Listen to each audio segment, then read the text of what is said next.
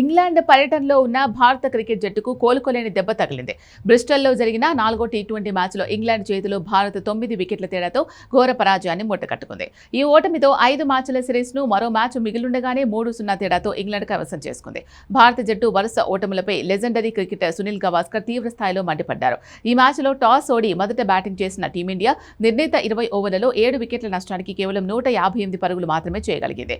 Captain Shreyas Iyer ఒంటరి పోరాటం చేసి జట్టుకు గౌరవ స్కోర్ అందించినప్పటికీ మిగతా బ్యాటర్ల నుంచి అతనికి సరైన సహకారం లభించలేదు. దీంతో 170+ స్కోర్ వస్తుంది అనుకుంటే 158 రన్స్కే పరిమితమైంది. అనంతరం 159 పరుగుల స్వల్ప లక్ష్యంతో బరిలోకి దిగిన ఇంగ్లాండ్ బ్యాటర్లు భారత బౌలింగ్ను చెండాడారు. కేవలం 13.5 ఓవర్లలో ఒకే ఒక్క వికెట్ కోల్పోయి లక్ష్యాన్ని ఛేదించారు. England captain Harry Brook, opener Phil Salt కలిసి కేవలం 68 బంతుల్లోనే 146 పరుగుల భారీ భాగస్వామ్యాన్ని నెలకొల్పి మ్యాచ్ను ఏకపక్షంగా ముగించారు. భారత బౌలర్లలో ప్రసిద్ధ కృష్ణ, ప్రియాంశ్ యాదవ్, శివం దుబే, వాషింగ్టన్ సుందర్ ఎవరూ కూడా ఇంగ్లీష్ బ్యాటర్లను కట్టడి చేయలేకపోయారు. ముఖ్యంగా స్పిన్నర్ల ప్రదర్శన అత్యంత పేలవంగా సాగింది. ఇంగ్లాండ్ స్పిన్నర్లు పిచ్ను వాడుకుంటూ వికెట్లు తీస్తే భారత స్పిన్నర్లు మాత్రం ధారాళంగా పరుగులు సమర్పించుకున్నారు.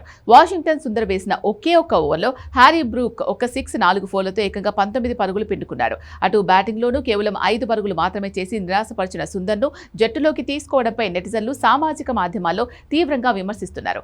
మాజీ కెప్టెన్ సునీల్ గవాస్కర్, కోచ్ గౌతమ్ గంభీర్ వ్యూహాలు తప్పుపట్టారు. గత కొన్ని సిరీస్ల నుంచి ఆశించిన స్థాయిలో రాణించని వాషింగ్టన్ సుందర్పై గంభీర్ ఎందుకు అంతగా మొగ్గు చూపుతున్నారో అర్థం కావడం లేదు అన్నారు. సుందర్ స్థానంలో యువ ఆల్రౌండర్ ప్రియాంశ్ శర్మను లేదా ఇతర ఫాస్ట్ ఆల్రౌండర్ను జట్టులోకి తీసుకుని ఉంటే ఫలితం వేరేలా ఉండేదని అభిప్రాయపడ్డారు. గడిచిన 12 ఏళ్లుగా ఇంగ్లీష్ గడ్డపై కాపాడుకుంటూ వస్తున్న రికార్డులను ఈ ఓటమితో బూడిదలో పోసినట్టయిందని ఆవేదన వ్యక్తం చేశారు. ఆటగాళ్లలో కనీస పోరాట పటిమ కనిపించడం లేదని, ఇదే తీరు కొనసాగితే ఈ నెలలోనే జరగబోయే జింబాబ్వే పర్యటనలోనూ టీమిండియా ఓడిపోయినా ఆశ్చర్యపోనక్కర్లేదని హెచ్చరించారు.